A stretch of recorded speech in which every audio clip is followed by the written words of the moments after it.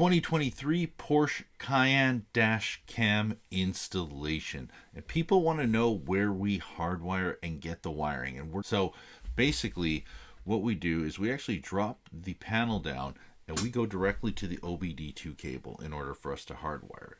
Now in the OBD2 cable you can actually hook up power, ground, and ignition directly on that plug. So we typically strip it.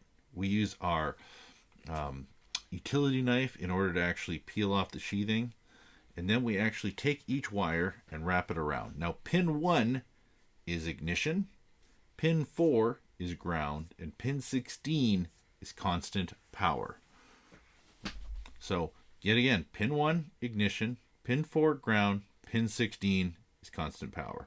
And basically what we're going to do is we're going to solder the connections directly to it. We're going to use our 3M Super 33 electrical tape to wrap up all 3 connections. That way they're all solid. We want them properly protected, so we don't use like the cheap 99-cent roll electrical tape. This is about $10 a roll is what it sells for in the store or more. That's what we use.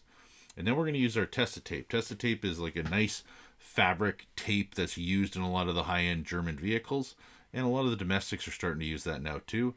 We want to clean up the harness, make it look like it was factory, like it was actually meant to be there. And then we're going to actually make sure that we tie strap the harness up nicely in place so it's out of the way. It's not going to get snagged on anything. That way it's running with the factory wiring. This is kind of like some of the standards that we try and implement in the majority of the vehicles that we do on the market, because we want to have it looking clean so it's not in the way of the car dealer. And as you can see there, we're going to power it up, and just like that, it works. That is where we go for hardwiring a dash camera on a brand new Porsche Cayenne.